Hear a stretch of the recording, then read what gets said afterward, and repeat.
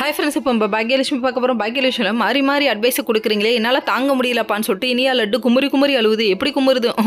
ஹோமா நீ பண்ணதுக்கு இல்லடி வச்சு குத்துணுண்டி அப்படிங்கிற மாதிரி இருக்குது. சரின்னு சொல்லிட்டு மாறி மாறி அட்வைஸ் மலையை பொழஞ்சாச்சு. நம்ம பாக்கியா ஒரு பக்கத்து ரத்த கண்ணீர் வடிக்கிறத பார்த்தோன்னே இருக்கிற முக்கால்வாசி பேர் நம்ம இனியா பொழந்து கட்ட போகிறாங்கன்னு மட்டும் தெரியுது.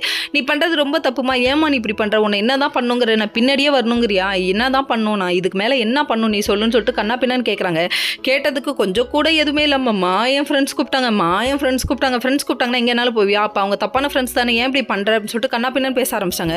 இது வரைக்கும் உனக்கு நான் எவ்வளோ நாளைக்கு பின்னாடியே வரது, நீ சொல்லு, கொஞ்சம் கூட நீ தனியாக இருக்கணும், மெச்சூரிட்டியே வராதான்னு சொல்லிட்டு கண்ணா பின்னான்னு கேட்டோன்னே இல்லம்மான்னு ஒரு வழியாக சமாளிச்சுட்டு இவங்க படுத்து தூங்க போயிட்டாங்க. பிரச்சனையெல்லாம் சமாளிச்சது போதும்ப்பா, போய் படுங்கப்பா அப்படின்ற மாதிரி ஆயிடுச்சு.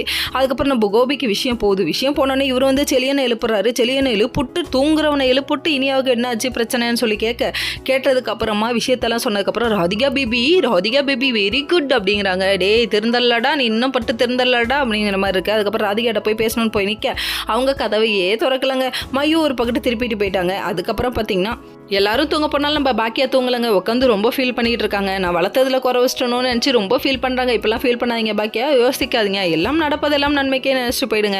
அதுக்கப்புறம் பார்த்தீங்கன்னா அதாவது இனியாவை போய் பார்க்க அவங்க தொட்டு பார்க்குறாங்க. என்ன பண்ணுறது, பொண்ணு அடிச்சிட்டோமேன்னு சொல்லிட்டு தொட்டு பார்த்தோன்னே இனியா முடிச்சிட்டாங்க. அதுக்கப்புறம் அழுதுகிட்டே சாரிமான்னு சொல்லி வலிக்குதாடான்னு கேட்குறாங்க. இதுக்கு இந்த அடியெல்லாம் பார்த்தாது, இன்னும் நிறைய அடி கொடுத்தாலும் இது வலிக்காது அப்படிங்கிற மாதிரி இருக்குது. ஓகே ஃப்ரெண்ட்ஸ், நெக்ஸ்ட் வீடியோவில் பார்ப்போம்.